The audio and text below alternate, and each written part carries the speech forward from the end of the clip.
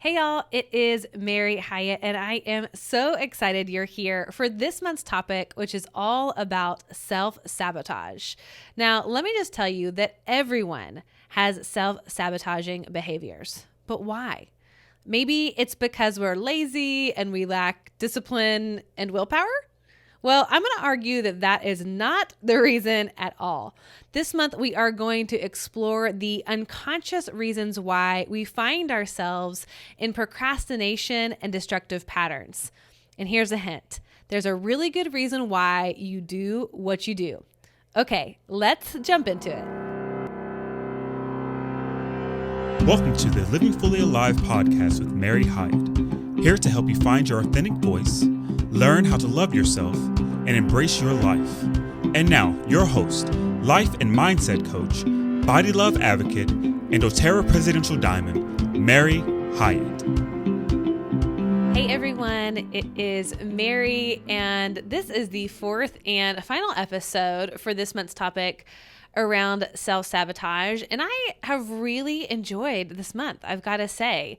It's one of those topics that could be, I don't know, heavy or not even like fun to get into, but I have heard so many great comments. Thank you to everybody who takes the time to send me a message and tell me what you've gotten out of each episode, those who have posted on their social media. It's really nice to know what is resonating, and I think that the reason that this is so helpful as a topic is because so often we are stuck in these cycles of sabotage and we just keep blaming ourselves. We keep thinking it's our fault. We keep thinking that we're just stuck, that we're doing something wrong, that we can't get it together. And there's a lot of self-judgment. There's a lot of self-blame, and walking around with that energy feeling like everybody else has got it figured out, and somehow we are the Lone Ranger who can't seem to get their shit together. It doesn't feel good. And so I hope that if you've listened to the past several episodes, you're starting to feel like, okay, my self-sabotage patterns and behaviors are actually working. Even if it's coming out sideways, it's working for me. Like there's a reason why I'm doing what I'm doing. And if you haven't listened to the past 3 episodes, I highly encourage you to do that, because this episode will be sort of a little bit of a recap of the past 3 weeks, but also sending you off with some practical tips on how to actually move through self-sabotage and change some of those behaviors to ones that are serving you better. But the first episode in this month, I talked about the foundation of what self-sabotage is and the common ways we find ourselves in sabotage and the reasons why we do it. So often there is a subconscious reason why we are sabotaging our very best efforts, our intentions of hitting a goal or coming to a certain result. We sabotage that because on some level we don't feel safe. So I get into kind of the root and the psychology behind all of that in episode number 1, which is called the real reason we self-sabotage. And then the second episode, I had Daniel Mangina on the show, who is an amazing guy, and we talked about this concept of micro shifting, the power of using micro shifts to create a path through self-sabotage. We're going to get into that a little bit more today, but we had a really high level conversation about the subconscious mind, why it does what it does. And I think you're going to be totally blown away by that conversation. And then last week I had my dear friend and part-time co-host Lindsley Brooks back on the show. It's been a couple months since I've had her on, and I know you guys love her so much, and we always had the best conversations, but that was a really powerful conversation around self-integrity and how self-integrity is sort of the antidote to self-sabotage, when we can be in alignment with our truth and keep our word to ourselves, and how that creates self-confidence, how that creates self-esteem and creates trust inside of ourselves with ourselves. And oftentimes that alone can move us out of our patterns of sabotaging. So definitely listen to that episode from last week, which is called Why Self-Integrity Heals Everything. I mean, that's a pretty good title. Why it heals everything. Okay, done and done. So let's hop into today's episode. And this is going to be a shorter episode because it is our final one of the month and we recap. But I think that what I like to do always at the end of our month's theme is give you practical ways to move through the issue that we're discussing. And so I wanted to think about if we took everything that we discussed this month and broke it down into a step-by-step plan, how do we actually get through self-sabotage? So I want to share with you my 6 steps to end self-sabotage. And I think one of the things to be aware of before we get into each of these 6 steps is that self-sabotage is one of those things that is going to be reoccurring in our life. I think so often our desire is we want a magic bullet pill that will fix it like once and for all, and we are done and we never have to think about it. We're never going to self-sabotage again. We're never going to feel stuck again. We're never going to feel like it's our fault again. And the reality is that we are going to face this again and again. And I know that for me, my sabotaging patterns have sort of morphed and shifted as I've done more work with myself and I've done more healing. And I think the goal more than anything is to recognize ourselves when we get in these patterns quicker. So often these patterns go undetected. We don't notice them until it's sort of like they were whispers. And then if we don't pay attention to them, they get louder and louder and louder. And that's where we see like at that level where our self-sabotaging patterns are like, hey, pay attention to me, is when we find ourselves in situations like midlife crisis, affairs, quitting jobs, uprooting, blowing up parts of our lives. And we all know people that have done that. I myself have done that. I've definitely blown up my own life. And it was because I wasn't able to see those warning signs along the way. I wasn't able to catch it early enough that all of a sudden my subconscious was so threatened that it needed to deliver a big bang to get my attention. And my hope is that having this conversation will sort of protect you against that happening, because the quicker that we can notice our behaviors, the quicker we can redirect, process through, and move beyond them to the other side. So that to me is the goal in all of this, is to have some tools to recognize when this is happening. So let's talk about the first step in the 6 steps to end self-sabotage. And the first is to notice the pattern. Right? So each of our self-sabotaging patterns are unique to us. Like some people are chronic procrastinators, some people cancel appointments, some people emotionally eat, some people, this shows up in their relationships when they're feeling threatened by intimacy, for example. It can show up different for different people. And so we can't put a blanket like, here's what self-sabotage looks like for every single person on the planet. This is part of our own self-work. And I always encourage you to take a note to come back to this episode and journal this out, because this is the work, right? This is where we actually get to self-identify and notice what our unique patterns are. And I think it's really helpful to list out for ourselves, like number 1, where do we see our self-sabotaging patterns showing up the most? Like what area of life is it the most obvious? So is it in our relationships? Is it in our finances? Is it in our relationship to our body, like our health, our weight? Is it, our relationship to God even, or to universe, or to source, like that whole spiritual connection? Like where do we see this popping up most regularly for ourselves? Because I know for me, like I don't typically sabotage in certain areas, but I sure as hell sabotage like with my body often, with it does honestly show up in a lot of different places, but I think that there are places where it's more dominant than others. So that's kind of the first piece of this journaling process of noticing the patterns, is to see, okay, where in my life is this a consistent issue for me? And then secondly, it would be to really flesh out, like bullet point, list it out in a list of how that shows up for you.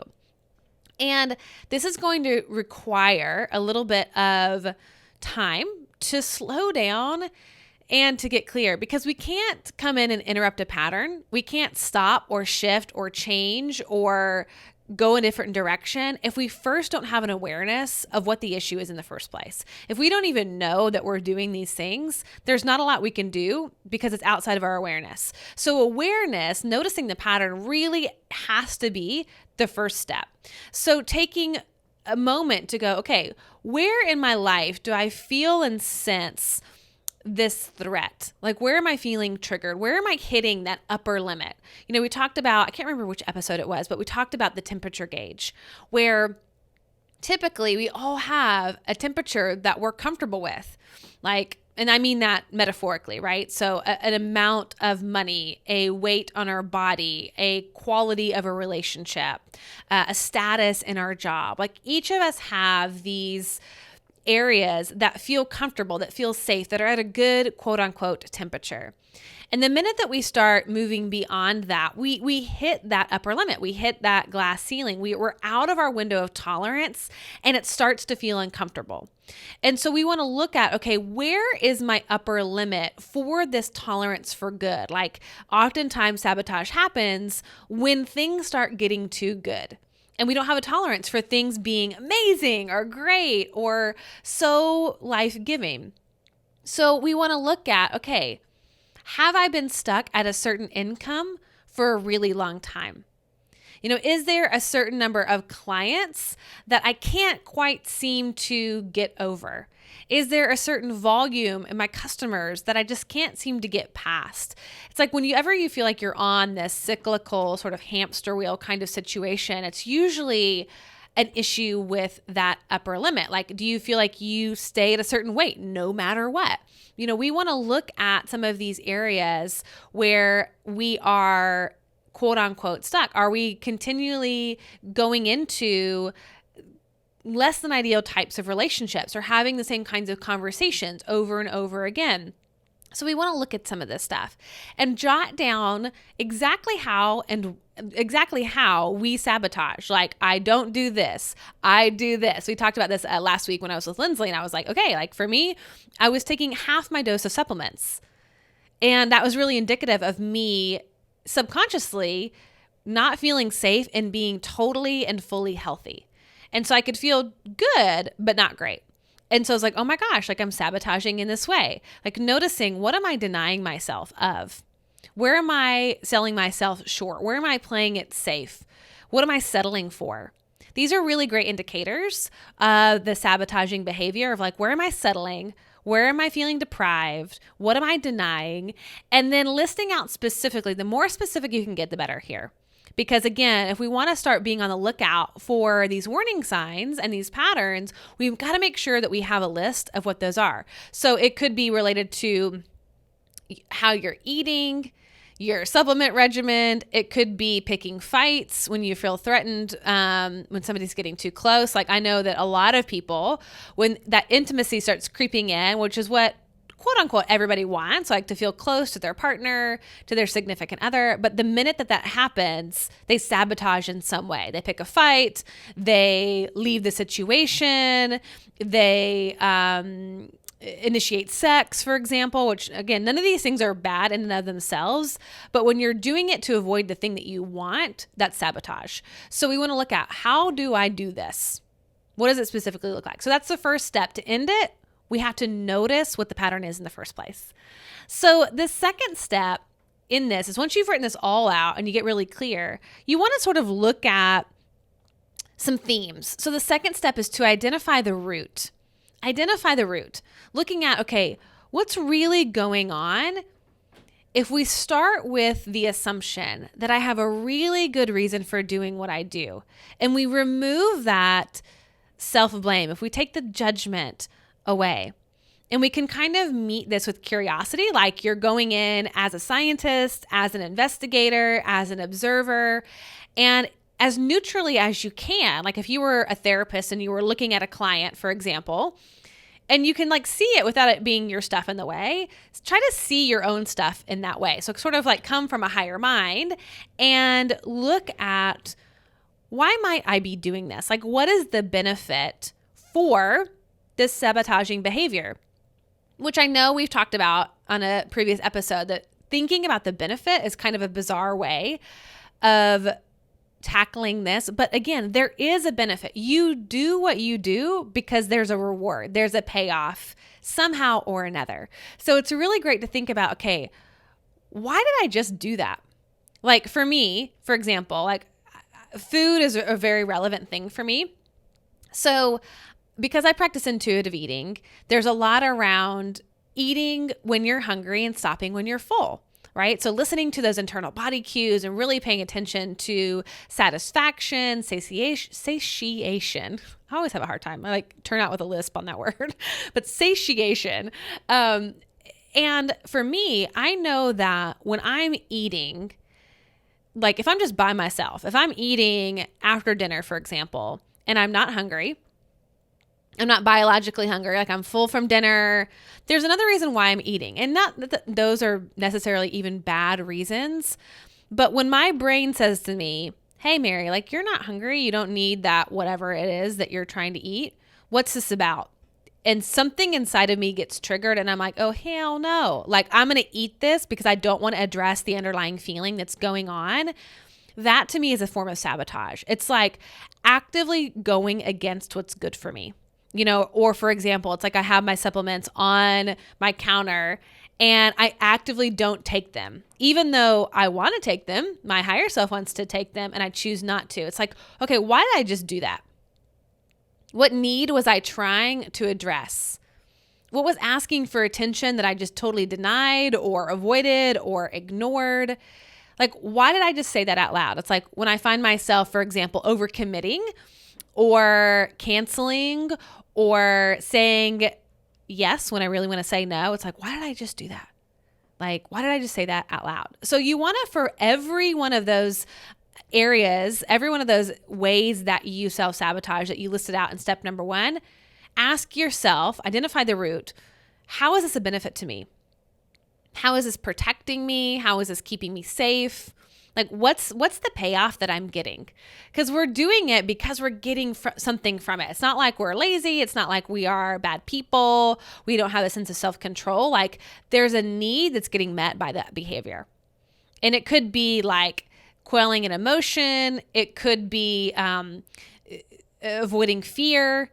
There's something going on that is the root to why it is that we have these behaviors. And taking a mental note of understanding our response when we get triggered. It's like, what was the trigger? What was getting stirred up inside of me that made me so uncomfortable that I needed to like sabotage something good? So that's the second. We want to identify the root. We want to get clear on why we're doing what we're doing. So the first step is really identifying like how we're doing it. The second is why we're doing it. Because then to me, we can introduce self-compassion. Then we can be like, oh my gosh, like my sweet self is so scared, is terrified, is really in this space of not trusting the world or someone or something, that it could be good, that it could be great, that things would be amazing or whatever it could be. And so to me, that invites compassion, which is the opposite of judgment. Like typically we're in judgment, blaming ourselves, feeling ashamed, feeling like we're doing something wrong. But this is like, oh, that's at play. And it's like, wow, like I can appreciate that part of myself that is needing to sabotage. Like I can appreciate the part of myself that feels out of alignment. And this is an invitation. This is an invitation, once we understand the root, to notice what needs some loving, what needs some healing, what needs some balm, some salve, some attention. So the third step there is addressing the need. Addressing the need. So once you understand how you're doing it and why you're doing it, then you can come in and address the need. And often addressing the need means feeling the emotions that we're unwilling to feel previously. Like so much can be handled by just actually feeling the emotions. Like if I'm afraid or if I'm anxious or if I'm stressed out or I'm nervous based on old wounding based on my core wound of betrayal, my fear of abandonment, right? My fear of rejection. I can take a moment to address the need, like coming into myself and saying, okay, what would actually like tend to the wound versus sabotaging, which is just a coping mechanism? What is it that I actually need here? And for me, learning to tolerate the emotions is often what I need. It's like that old saying, all of us just want to be seen, heard, and know that we matter. And I know that you guys, if you follow me on Instagram, if you listen to anything that I do, you hear me often say, like, I hear you. I hear you. When I coach my one-on-one clients and they share really vulnerable things, the first thing that I'll say is, I hear you, right? It's like, I want to validate my own fears that are creeping up, that's causing the trigger that's leading to that sabotage. I want to feel those emotions. I want to say, I hear you. I see you. Like, what you feel matters. When we deny our emotions, there's no way we can heal them. But when we can take a moment to address the need, say, what is asking for my highest attention now? I can come in and soothe myself. I can come in and say, you know what? I know that you're scared, and I'm going to show up for you. I'm going to show up for you, and we're going to find ways to feel more safe in this. I meet myself in that moment. When I can address the need, I meet myself in like a powerful, healing, unbelievably like self-loving, compassionate way. So that is the third step. The fourth step here is to rewrite the story. So the subconscious is running off a program and a dialogue that is basically looking at the world as a threat and that it's not safe. So if I say like, oh my gosh, I want to make $200,000. Okay. So for some of you, for me, maybe it might be $1 million, $2 million, right? It's like whatever that next level is. Okay. I want to make this amount of money. And like the conscious part of you is like, great, this is amazing. Like, let's do the things. And then the subconscious part of you is like, there's something about that number, about that level, about that notoriety, about that level of success. We talked about the fear of success, the fear of failure, that is not safe. So we've got to rewrite the story of what that thing is, the goal that we're trying to achieve, what that actually means. Because oftentimes the definition and the rules surrounding it are faulty and old and outdated programming. So for example, I taught for Chris Carr last week, and I was talking about this idea of soul-aligned success. And so I was teaching these women inside of her mastermind group that oftentimes our definition of success is like the problem, is the thing that's holding us back. Because so many of us think of success as it's going to cost more than I'm going to get. So for example, like in order to be successful, I have to give up my current friendships. In order to be successful, I have to deny rest. In order for me to be successful, I'm going to be more exhausted than I am now. I'm going to have to sacrifice more. In order for me to be successful, that means that I'm going to become unrelatable. And the people that I know, they ask for more, maybe they reject me, maybe they abandon me. So oftentimes our current definition of where we think we want to go, more money, or for example, a healthier body, or a beautiful relationship, our subconscious is basically saying and narrating the fact that whatever that thing is that you say you want is actually not safe. And here's all the reasons why you don't really actually want to get there, and why I'm going to sabotage to make sure I keep you safe. So we want to come in and supply our brains with a new story that basically redefines the narrative of what that outcome is actually going to mean. So we have to redefine our definition of success. We have to redefine what it would take to become healthy. Oftentimes when we think about health, we think about restriction, we think about diets, we think about everything that we have to give up, versus what if health could look like ease? What if it could look like pleasure? What if it could look like satisfaction, community, joy? But see, when we think about health, because of all the messaging that we get around our world, everything is you've got to give up this, you got to give up sugar, you got to give up this, you got to, beat your body into submission. And so, of course, our subconscious mind is like, no, thank you. Like, I'm not going there. So we've got to rewrite the story and go in and change the dialogue and the narrative and update it to something that feels more empowering, a story that feels more liberating. I think that's a big key. Something that feels more liberating, something that's like, oh my gosh, this is actually going to lead me. And even the process is going to feel more free. It's going to be something that I actually enjoy and that I want. So often we're constantly reminding ourselves it's going to be hard, it's going to be difficult, it's going to cost us a lot. And I mean, I don't know what in our subconscious would want to lead us to that place if it feels like we're going to have to beat ourselves up to get there. So that's why I'm like, we got to rewrite that story. Okay. So that's the fourth step. The fifth step, and this is where we get super practical. So all of this up until this point is like journaling it out, getting clear on what our thoughts are, really understanding our motivation. And now we're going to get into the practical part. So with step 5, this is where we're going to take micro steps towards that envisioned future, towards that goal. And when I say micro steps, and I talked about this with Danielle Mangina, and we didn't flesh it out fully, so I kind of want to like pause here to get even deeper. This is your 1% change.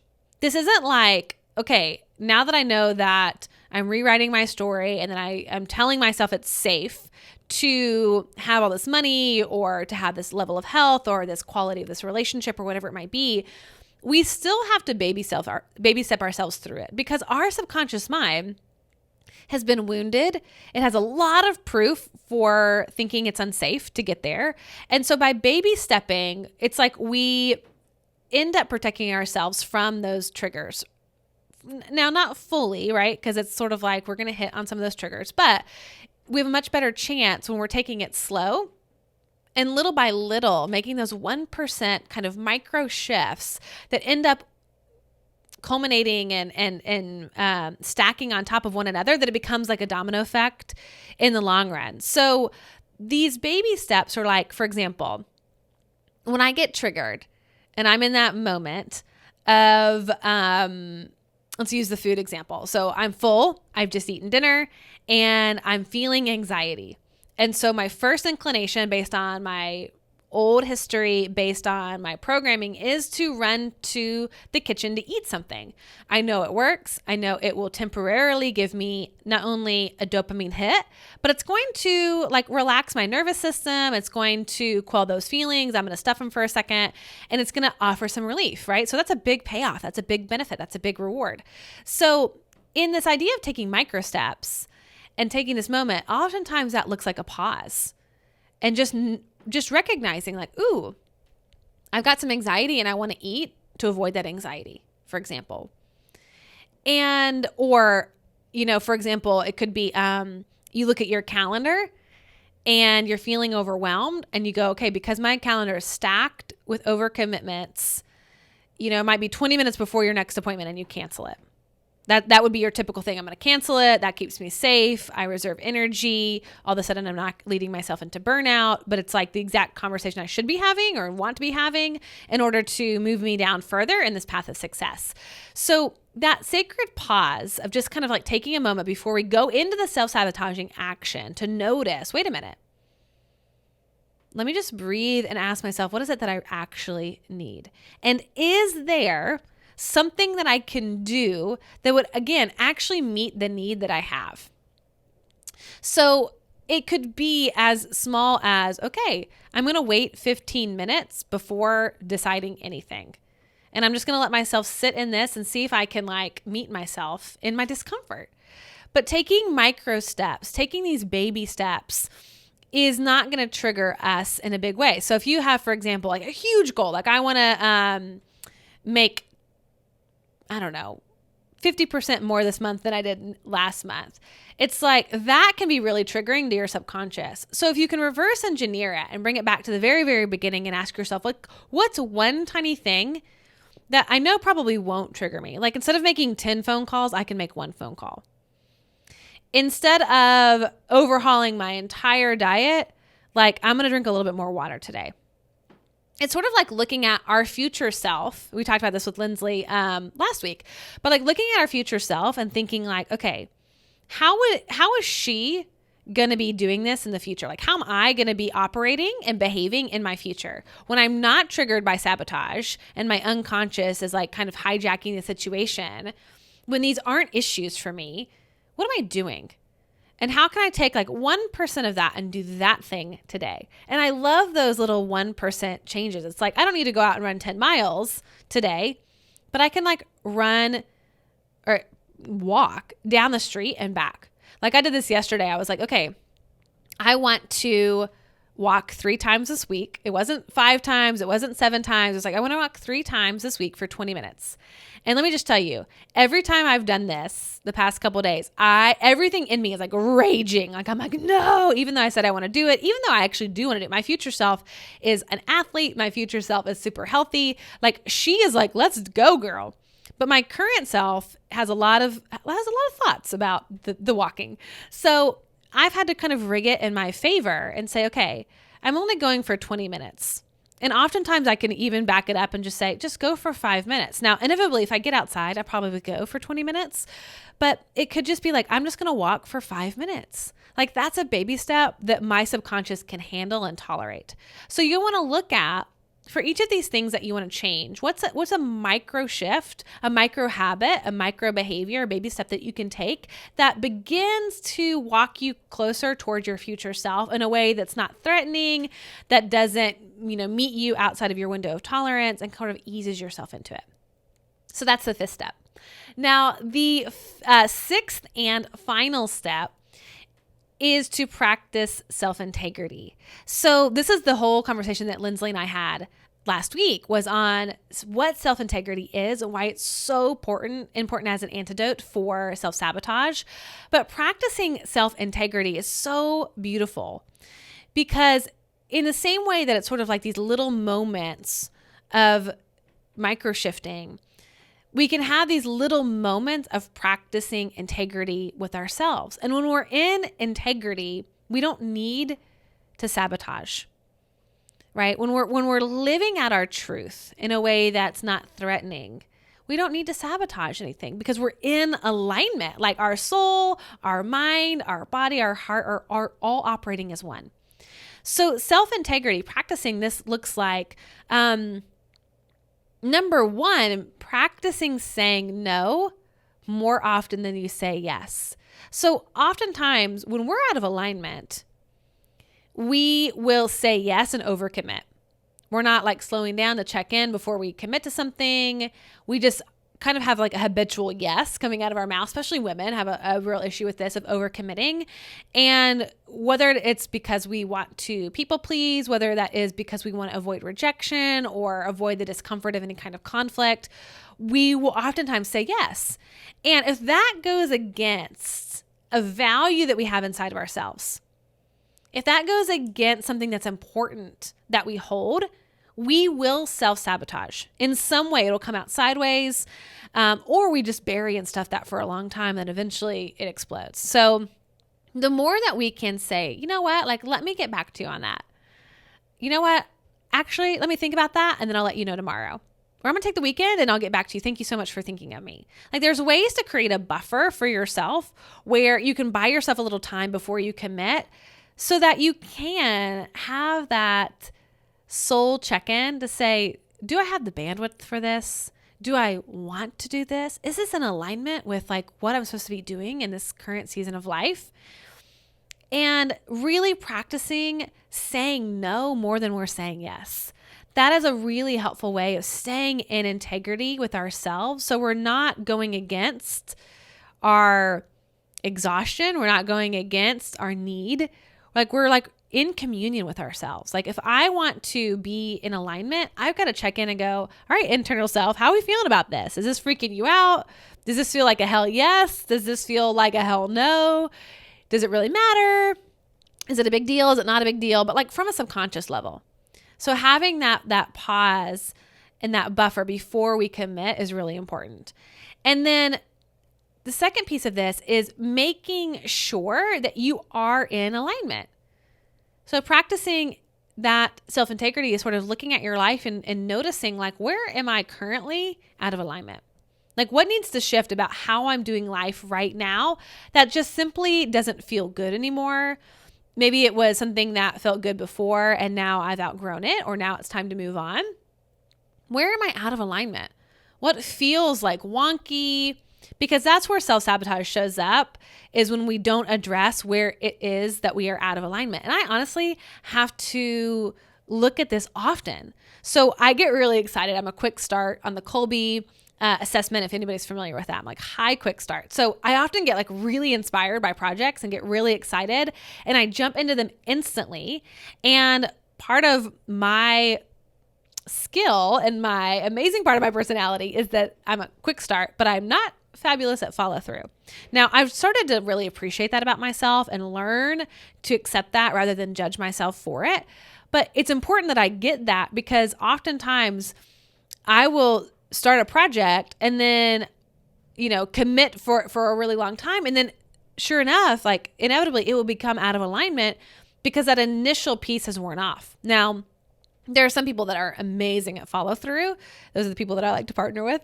But I think it's important to understand, like, where have I outgrown something? Where is this not fitting anymore? How is this not serving me any longer?